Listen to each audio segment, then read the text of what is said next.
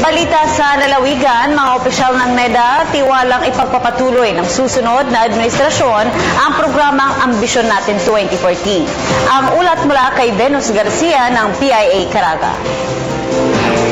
Si Director Nerissa Esguera ng National Economic and Development Authority Central Office na susuportahan at ipagpapatuloy ng bagong administrasyon sa pamumuno ni President-elect Rodrigo Duterte ang nasimulang Ambisyon Natin 2040 ng nasabing ahensya. Sa ginanap na Regional Development Council o RDC meeting dito sa lungsod ng Butuan, sinabi ni Director Esguera na napaabot na umano nila sa bagong upong Director General at iba pang bagong opisyales ng NEDA ang tungkol sa programang ito. Na-brief na namin yung incoming NEDA Director General, and it seems very open, and in fact meron ng statement yung incoming administration na i-adapt naman yung long-term vision.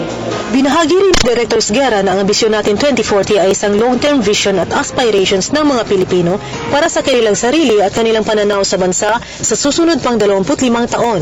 Pinapakitaan niya dito kung anong uri ng buhay ang gustong makamtan ng mga Pinoy, pati na rin umano ang posibleng kalagayan ng bansa sa taong 2040. Nananawagan din si Director Esguera sa publiko na suportahan ang layunin ng Ambisyon Natin 2040. Magagamit din anya ng publiko ang mga IEC materials ng Ambisyon Natin 2040 sa pag-aaral para sa academic sector at maaaring maging masihan sa anumang goal setting para sa proyekto at programang makakabuti sa komunidad. Ayon naman kay NEDA Caraga Regional Director Armila Faye Aurora Carino na may gaganapin silang information caravan sa iba't ibang probinsya sa rehiyon upang mapalaganap pa ang advokasya ng ahensya patungkol dito. Mula dito sa lungsod ng Butuan, ito po si Venus L. Garcia ng Philippine Information Agency, nag-uulat para sa Telebisyon ng Bayan.